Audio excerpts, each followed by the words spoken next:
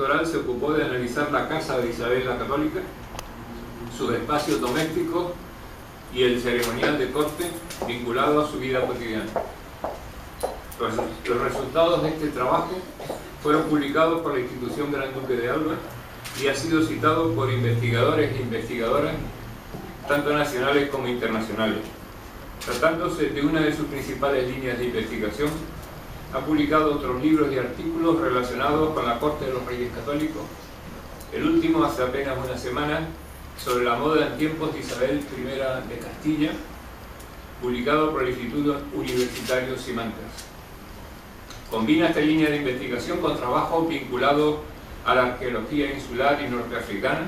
En este sentido ha dirigido o ha sido investigadora, colaboradora en diversos proyectos de investigación relacionados con la arqueología prehispánica y colonial de la isla de Gran Canaria, y ha codirigido las excavaciones del solar norte de la Catedral de Santa Ana y del ingenio azucarero de Agaete. Desde hace años forma parte del equipo de historiadores y prehistoriadores vinculados al estudio del yacimiento de la Poa Pintada, asesorando los contenidos museográficos del Museo y Parque Arqueológico de dicho lugar, precisamente en los aspectos que abordan la colonización y conquista castellana a fines de la Edad Media. En Marruecos trabaja en la misión hispano-marroquí, que desde hace más de 20 años desarrolla sus investigaciones en la región de Sus Tecna, en el Marruecos meridional, centrando sus tareas en los yacimientos adscritos a la época islámica medieval. Es decir, que tenemos una variación sobre las charlas habituales que son más de arqueología, por decirlo así, pura y dura, y estamos combinando la historia medieval con la arqueología, y el asunto se presenta muy interesante, así que yo le doy la palabra a María del Cristo para que empiece. Adelante. ¿Tú quieres decir algo ahora? ¿O lo dices? Bueno, pues yo lo voy a poner aquí, si... Perdona, Bueno. Lo voy a poner aquí, sí. Bueno, pues yo... A ver, sí. Yo, en primer lugar, como es obligación, y además una obligación grata, pues quiero agradecer a los anfitriones de la Real Sociedad Económica de Amigos del País y a su representante, el señor Tomás Valdevalle, por su amable invitación, y por supuesto también al Cabildo, para participar en un ciclo de conferencias que se llama Gran Canaria al Descubierto, y por eso estoy doblemente satisfecha, porque como podrán quizás al final de la charla concluir conmigo, precisamente el periodo de la historia de la isla de Gran Canaria sobre el que yo voy a tratar de caminar o transitar es un periodo que ha llegado relativamente tarde con respecto a otros estudios al campo de la arqueología. Entonces, el hecho de que Gran Canaria al Descubierto, y al descubierto desde el punto de vista arqueológico, contemple una charla en la que se pueda hablar...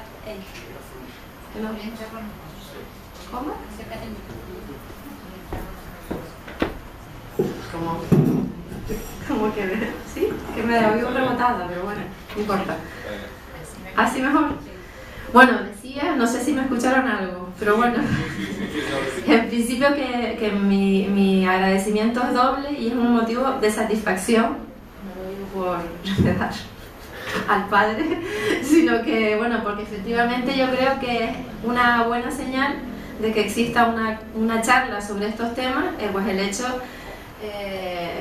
de que estamos en el buen camino, es decir, que por fin, por las razones que yo trataré de comentar a continuación, además aquí hay muchos protagonistas de la historia que voy a contar, bueno, pues es satisfactorio. Gran Canaria al Descubierto, y Gran Canaria también tiene muchas cosas que enseñarnos de un momento particular de la historia de la isla, como es pues la llegada de los primeros navegantes procedentes del continente europeo a las costas de la isla. Bueno, quizás antes de, como suelo hablar demasiado, he intentado en esta primera diapositiva concentrar lo que yo pretendo decir esta tarde. Es decir, primero vamos a señalar qué periodo es el que vamos a analizar, sobre qué periodo vamos a hacer esas lecturas arqueológicas.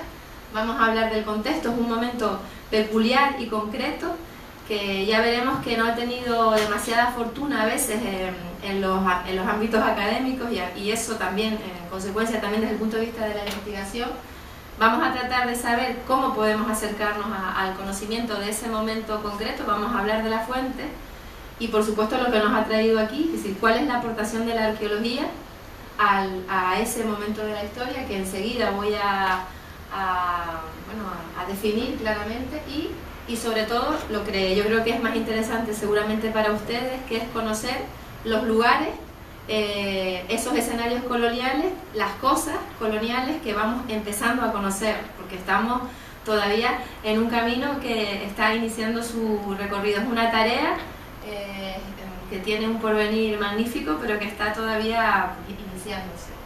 Bueno, por concretar el contexto histórico, cuando el cartógrafo mallorquín Angelino Dulcert en el año 1339 dibuja en su portulano unas imprecisas Lanzarote y Fuerteventura, ya lleva aproximadamente más de medio siglo las costas del archipiélago y por supuesto las costas de Gran Canaria siendo visitadas de manera constante por aventureros, marinos, comerciantes que llegan a las islas, a las costas del archipiélago, a las costas de Gran Canaria, con fines muy diversos, evidentemente, que deambulan entre las tareas misioneras, evangelizadoras, propias, protagonizadas por los mallorquines, pero también las razzias esclavistas, las negociaciones comerciales, en un periodo mucho más general que se circunscribe en lo que se ha dado en llamar la expansión atlántica de los reinos ibéricos peninsulares.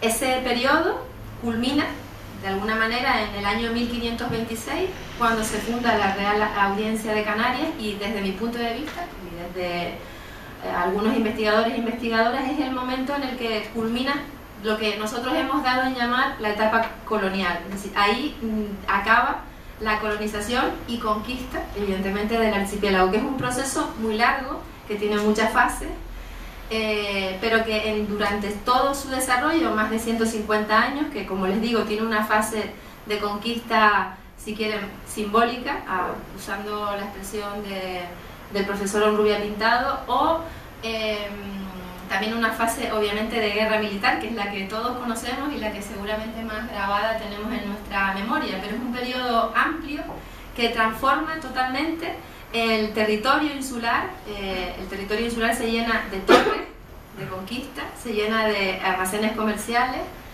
de casas de oración y desde luego el mundo digamos cotidiano de los indígenas se ve alterado por la llegada de numerosos elementos completamente desconocidos para ellos, vajillas, metales, monedas, vidrios, que todavía estamos en proceso de conocer qué papel juegan, tanto material como simbólico, en ese conjunto de las vajillas indígenas o de los ajuares indígenas. Bien, este periodo, que es un periodo, como les digo, muy concreto, singular, nadie lo duda a día de hoy, que es un periodo singular, que tiene muchos matices, es un periodo de transición y, como todos los periodos de transición, complejo, interesante, desde luego presenta muchos puntos de vista y muchas perspectivas y tiene obviamente la posibilidad de ser estudiado desde dos visiones, desde dos perspectivas, lo que sería la perspectiva documental y por supuesto la lectura arqueológica. He de decirles que, eso ya me imagino que todos lo saben, la parte documental, la lectura documental, es decir, este periodo de la historia de Gran Canaria, de la historia del archipiélago, la conocemos perfectamente a través de sus fuentes escritas. Es lo primero que se hizo. No dejo de citar los interesantes trabajos de Leopoldo de la Rosa, Choranescu, Buenaventura Bonet, por supuesto Antonio Rumeu, pasando por ya clásicos trabajos, a pesar de que sean más recientes, Eduardo Aznar. Es decir, que conocemos, bueno, perfectamente ese periodo gracias a las fuentes escritas. Al mismo tiempo que conocemos las fuentes, se ha hecho un esfuerzo fundamental por editar muchas de las fuentes que están en los archivos, quiero citar aquí, por ejemplo, la colección de la Fonte Rerum Canariana. Es un trabajo ingente y a veces muy poco valorado, de gente que pues ha dedicado sus tareas de investigación a transcribir documentación que luego otros historiadores hemos tenido la fortuna de utilizar.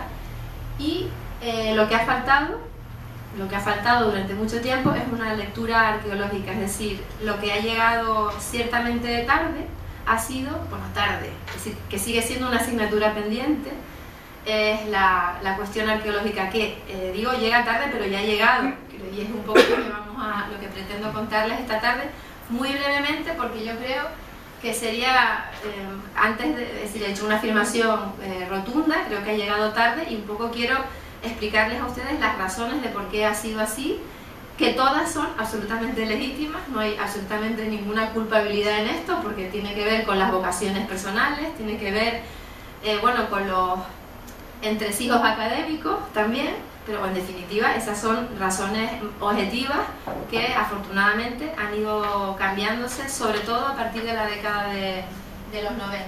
Para que se hagan una idea, me gustaría que muchas de las cosas que yo les cuento, decírselas a través de la boca de sus protagonistas.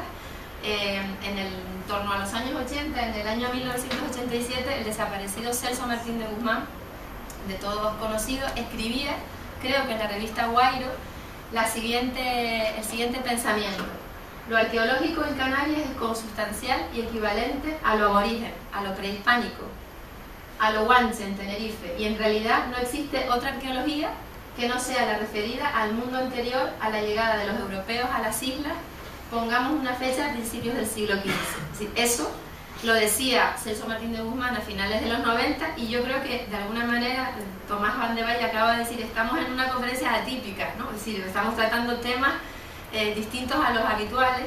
Bueno, pues en los años 80 ese era el pensamiento de alguien protagonista de una parte importante del deambular de la ciencia arqueológica en la isla de Gran Canaria. Eso venía a decir básicamente que lo que se había hecho hasta ahora era una arqueología aplicada fundamentalmente al mundo prehispánico, prehistórico, como lo quieran llamar. Sabemos que hay un debate al respecto en el que no vamos a entrar, pero que es interesante, pero que es el mismo debate que tenemos también quienes nos dedicamos a hacer la otra arqueología, que es la llamada arqueología histórica, un término absolutamente redundante.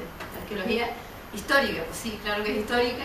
Evidentemente tenemos que replantearnos esa nomenclatura, pero es que tenemos, a pesar de ser, digamos, de ser una incorporación relativamente reciente, pues tenemos que aprender quizás de lo que hemos hecho en el pasado y replantearnos esos términos. Es un debate que existe, que está, arqueología histórica. Nosotros, para referirnos a este momento concreto y singular de la historia de la isla de Gran Canaria, del archipiélago, preferimos usar el término arqueología colonial, otros prefieren usar el término de arqueología de contacto. Yo creo que, bueno, es cuestión de pensarlo sosegadamente, pero desde luego lo que hay que hacer, y eso sí que es fundamental, es singularizar ese periodo. Es un periodo concreto, peculiar, que no puede verse exclusivamente como y llegaron y nos conquistaron, como si en medio del tema no pasara nada más, ¿no? Hay muchas cosas. Hay una conquista, una colonización simbólica, una colonización del territorio y, por supuesto, una guerra militar. Pero todo eso es un proceso amplio y que tiene muchas aristas y hay que singularizarlo.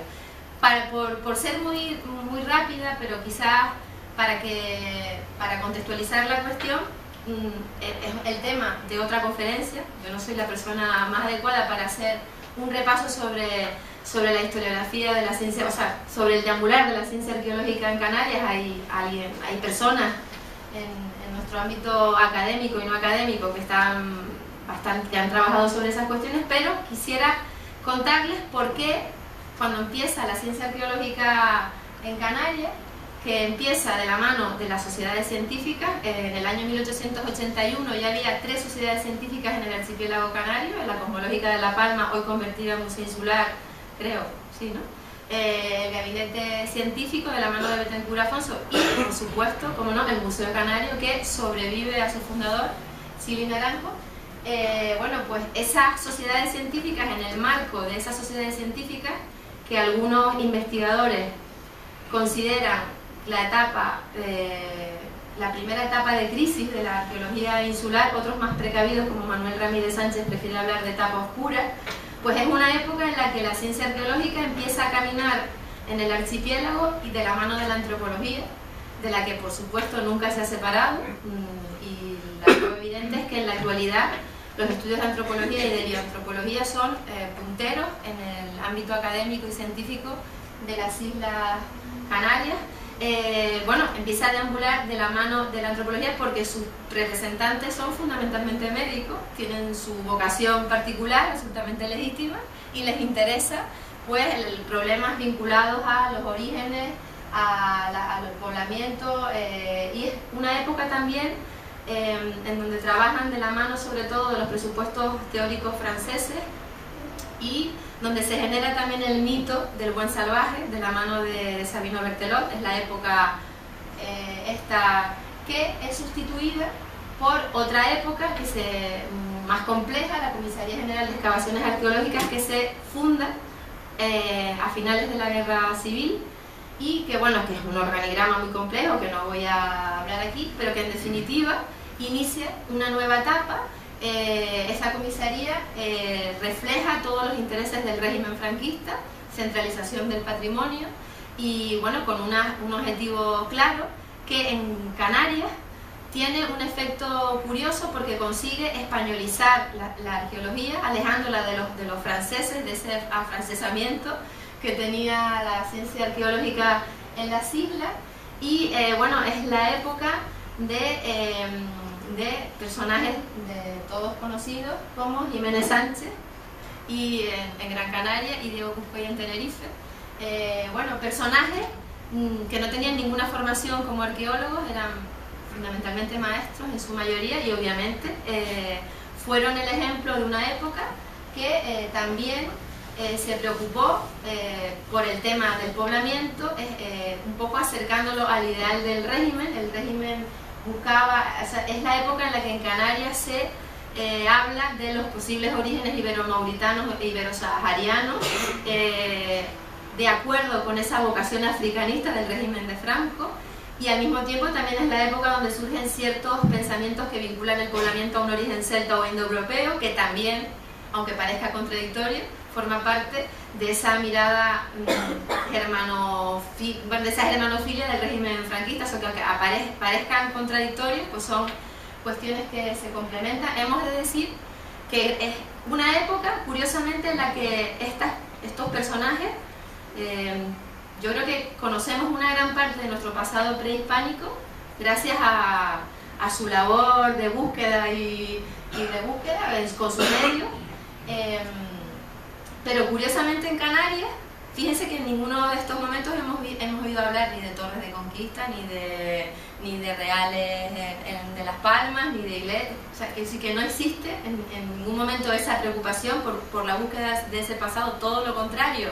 En esta época, justamente el ideal del régimen le salió un poco rana en Canarias, porque lo que fue es la época donde empiezan a salir a la luz todos esos símbolos que luego son adoptados por una parte de la población contraria al régimen, una especie de ese incipiente nacionalismo canario. Es cuando empiezan estos pintaderas, estos ídolos de terracota a convertirse en símbolos de una identidad canaria. Y bueno, yo no sé si es en ese momento cuando los rótulos de las calles también incorporan Capitán Alonso no sé cuánto y una pintadera. Quiero decir que está muy asociado con ese concepto, y justamente en una época donde lo que se buscaba era todo lo contrario. Por esa época, en torno a los años 60, Elías Serra Rafford, que va a tener un papel fundamental en el descubrimiento de estos lugares, de estos escenarios coloniales, ocupó un cargo de delegado provincial dentro de toda esta maraña de la comisaría, además de ocupar su puesto como catedrático en la Universidad de La Laguna.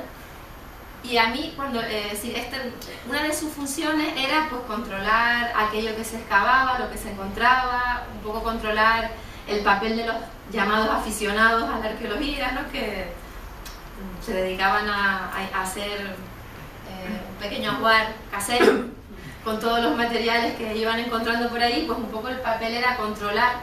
Y a mí, y todo lo que sucedía en en las distintas provincias españolas en el ámbito de la arqueología era publicado en una publicación anual, valga la redundancia, que tenía un nombre muy curioso de la época, que era el Noticiario Arqueológico Español, que era como especie de nodo de la arqueología. Pues leyendo algunas de sus páginas me sorprendió esta frase que escribió este catedrático de la Universidad de La Laguna allá por los años 60, ¿sí? 1959. A mí me parecía que se estaba disculpando cuando escribía esto. Decía, quería ver, sin duda, algunas estaciones prehistóricas. Mayormente me proponía visitar e identificar los lugares betancurianos, los mencionados en la crónica del conquistador Le Canarien. Si esto no es arqueología prehistórica, sí es arqueología. Como que, vaya, parece que había que justificarse por querer buscar otra cosa que no fuera, pues, ejemplos del pasado prehispánico de las islas. Esta comisaría culmina en un momento dado de la historia y retoman el papel las universidades canarias. Yo creo que aquí la Universidad de La Laguna y posteriormente la Universidad de Las Palmas de Gran Canaria también van a tener un papel importante en el desarrollo, obviamente, de la ciencia arqueológica. El departamento de La Laguna se reordena de una manera a finales de los 70 con dos personajes muy curiosos que seguramente a muchos de ustedes les suenan, que es Manuel Pellicer y su esposa Pilar Acosta. Este matrimonio llega al departamento de La Laguna y bueno, tiene el encargo de un poco controlar qué es lo que sucedía con la arqueología en Canarias. Dice que Manuel Pellicer, cuando llegó a Canarias, se sorprendió de la inexistencia de estratigrafías en las islas, que le resultaba sospechoso que lo único que había en los museos eran grandes vasijas enteras y completas, ¿no? Denunciando un poco el estado un poco lamentable de la prehistoria, de la ciencia arqueológica en las islas, y eso que se conocía mucho de la prehistoria. Claro, Manuel Pellicer y Pilar Acosta eran prehistoriadores. Sus alumnos, obviamente, hicieron tesis sobre prehistoria. Es la época donde hicieron la tesis la mayor parte de los que todavía son profesores de la Universidad de La Laguna, algunos y algunos no, de la Universidad de Las Palmas, no, creo que son segunda generación, pero bueno, en principio es un momento donde Pellicer, prehistoriador, asume la dirección de tesis doctorales vinculadas a la prehistoria porque, entre otras cosas, seguramente es lo que les gustaba hacer a quienes iban a hacer las tesis, con lo cual es perfectamente lícito. Pero ¿qué pasa? Que las universidades canarias no contemplaban este peculiar momento de la historia. Quiero decir, esa especie de cuestión inoperante que es la división de la historia por etapas, se convirtió en un lastre, y de hecho este periodo tan singular de la historia de las islas o era el último tema de la asignatura de Historia de Canarias o el primer tema de la asignatura de Historia Moderna de Canarias, con lo cual ni una cosa ni la otra.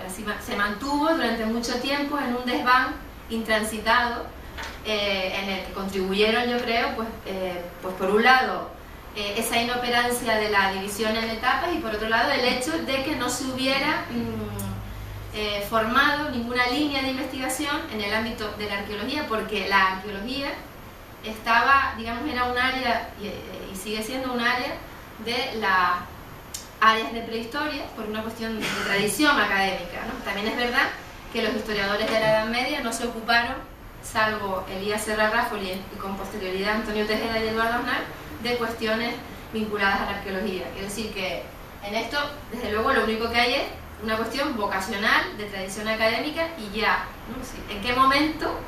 Quiero decir, desde el punto de vista arqueológico, desde el punto de vista documental, el trabajo vigente de historiadores medievalistas y modernistas por sacar a la luz este momento, eso es evidente, forma parte de la tradición académica de la historia medieval.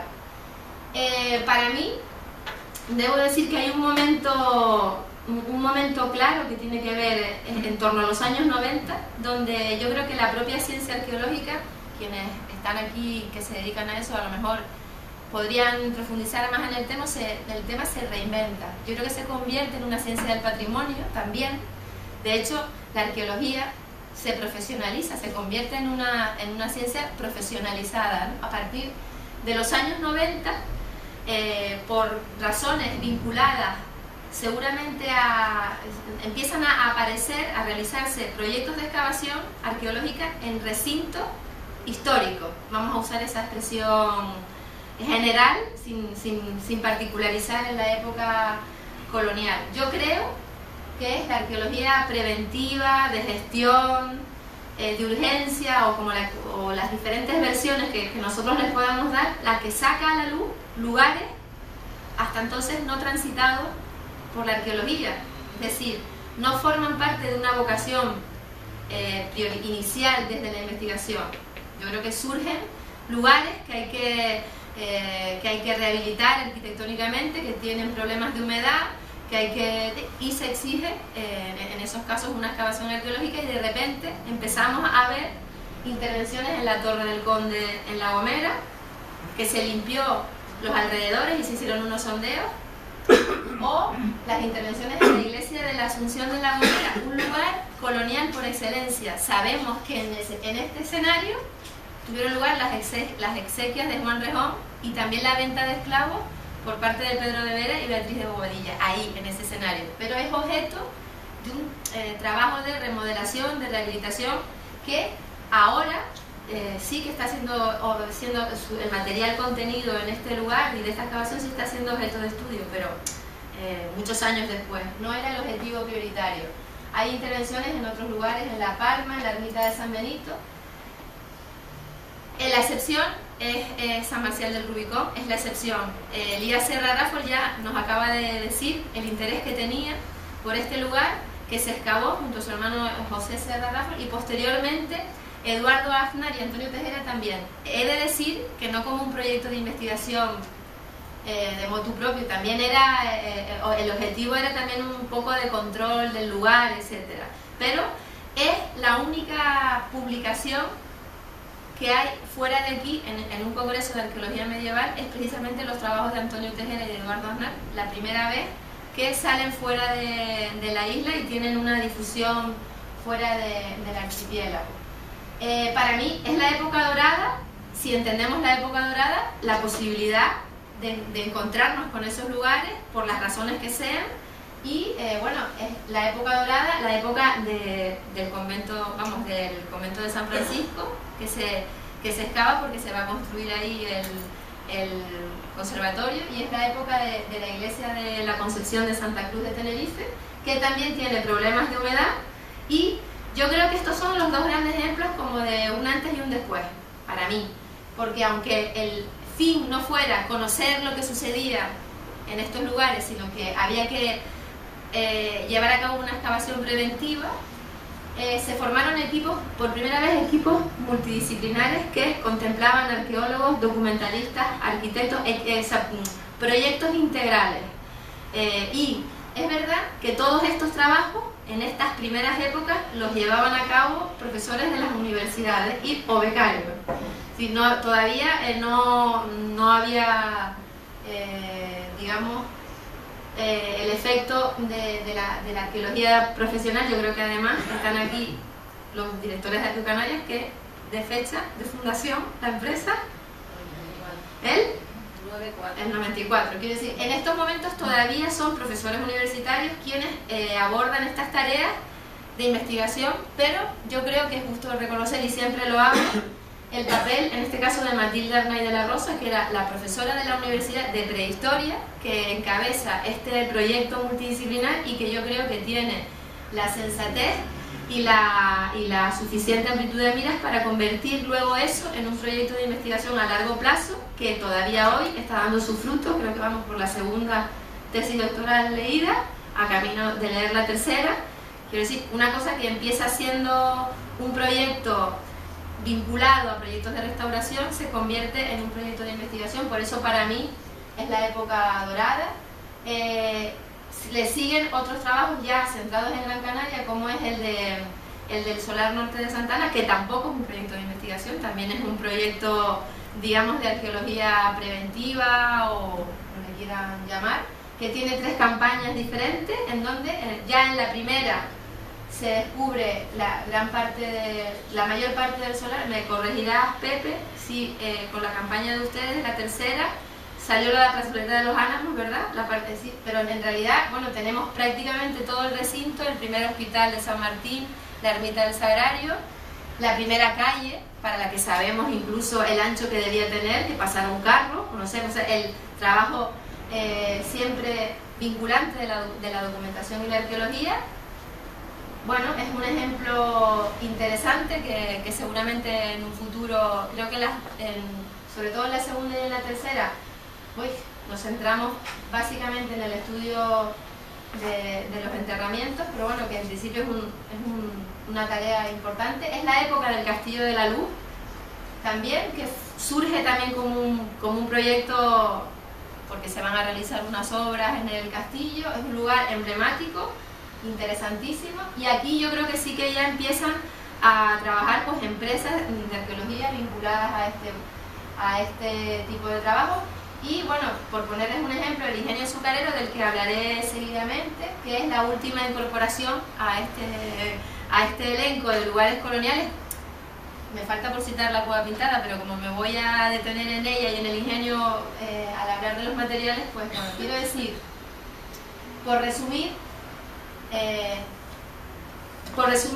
un poco, yo creo que cuando nosotros decimos que la arqueología medieval es una asignatura pendiente, no es que nos pase nada distinto a lo que sucede en otros lugares del territorio peninsular. La arqueología medieval y posmedieval, estamos celebrando ahora el cuarto de siglo en la península.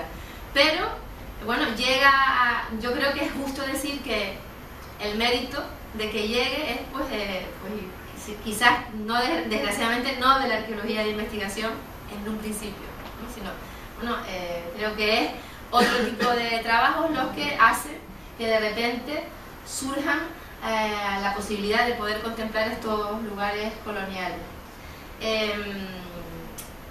Hay algunas excepciones de las que hablaré enseguida, pero en general yo creo que ahora sí que estamos teniendo proyectos de investigación que contemplan estos lugares, estos materiales, y nos hacemos estas preguntas. Es decir, analizamos los objetos arqueológicos, nos preguntamos qué sabemos de ellos, qué cosas podemos saber, qué preguntas nos hacemos y sobre todo si nos hacemos las preguntas correctas.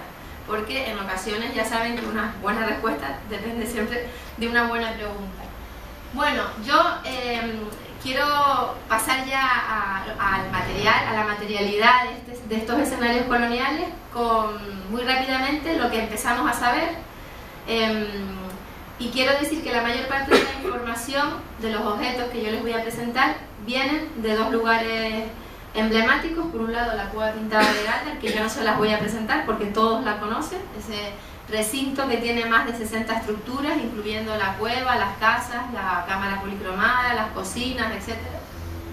Donde sí que debo decir que materiales coloniales o materiales históricos ha habido siempre. Es decir, cualquiera de los que está aquí que haya llevado a cabo una excavación arqueológica sabe que en los niveles superficiales aparecen monedas, cerámicas vidriadas, pero debo reconocer que es en el año 1996 cuando se publica por parte del equipo de la Cueva Pintada el primer trabajo en Gran Canaria.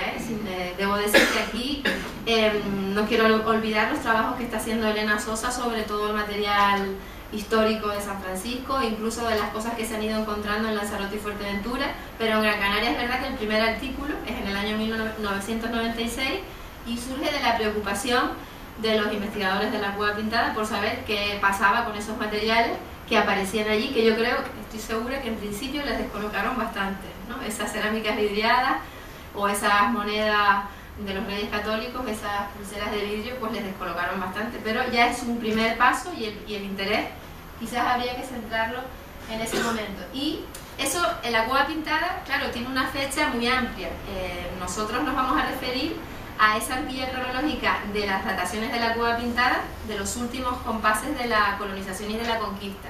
Y en el otro extremo, porque duró mucho tiempo, está el ingenio azucarero de Agaete, que, como ustedes saben, pues se funda en 1486 el primero, se traslada en 1494 a la zona donde está ahora, y bueno, que ha sido objeto de algunas campañas arqueológicas de todo tipo y de investigación. O sea, todas las campañas arqueológicas son campañas de investigación, eso es evidente, pero que ha formado parte de un proyecto de investigación concreto que se interesa por este singular recinto que creo que es único en el mundo, me atrevería a decir. Un hispano-marroquí que desde hace más de 20 años desarrolla sus investigaciones en la región de Sus Tecna, en el Marruecos meridional, centrando sus tareas en los yacimientos adscritos a la época islámica medieval. Es decir, que tenemos una variación sobre las charlas habituales que son más de arqueología, por decirlo así, pura y dura, y estamos combinando la historia medieval con la arqueología, y el asunto se presenta muy interesante, así que yo le doy la palabra a María del Cristo para que empiece. Adelante. ¿Tú quieres decir algo ahora? ¿O lo dices? Bueno, pues yo lo voy a poner. El doctoral se ocupó de analizar la casa de Isabel la Católica, sus espacios domésticos y el ceremonial de corte vinculado a su vida cotidiana. Los resultados de este trabajo fueron publicados por la institución Gran Duque de Alba y ha sido citado por investigadores e investigadoras, tanto nacionales como internacionales. Tratándose de una de sus principales líneas de investigación, ha publicado otros libros y artículos relacionados con la corte de los Reyes Católicos, el último hace apenas una semana, sobre la moda en tiempos de Isabel I de Castilla, publicado por el Instituto Universitario Simancas. Combina esta línea de investigación con trabajos vinculados a la arqueología insular y norteafricana. En este sentido ha dirigido o ha sido investigadora, colaboradora en diversos proyectos de investigación relacionados con la arqueología prehispánica y colonial de la isla de Gran Canaria, y ha codirigido las excavaciones del solar norte de la Catedral de Santa Ana y del ingenio azucarero de Agaete. Desde hace años forma parte del equipo de historiadores y prehistoriadores vinculados al estudio del yacimiento de la Poa Pintada, asesorando los contenidos museográficos del Museo y Parque Arqueológico de dicho lugar, precisamente en los aspectos que abordan la colonización y conquista castellana a fines de la Edad Media. En Marruecos trabaja en la misión... precisamente el periodo de la historia de la isla de Gran Canaria, sobre el que yo voy a tratar de caminar o transitar, es un periodo que ha llegado relativamente tarde con respecto a otros estudios al campo de la arqueología. Entonces, el hecho de que Gran Canaria al descubierto, y al descubierto desde el punto de vista arqueológico, contemple una charla en la que se pueda hablar...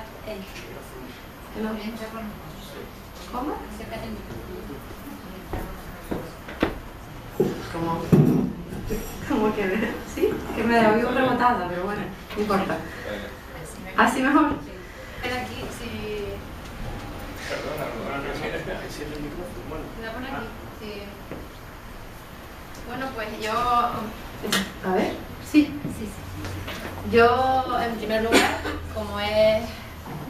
como es obligación, y además una obligación grata, pues quiero agradecer a los anfitriones de la Real Sociedad Económica de Amigos del País y a su representante, el señor Tomás Valdevalle, por su amable invitación, y por supuesto también al Cabildo, para participar en un ciclo de conferencias que se llama Gran Canaria al descubierto, y por eso estoy doblemente satisfecha, porque como podrán quizás al final de la charla concluir conmigo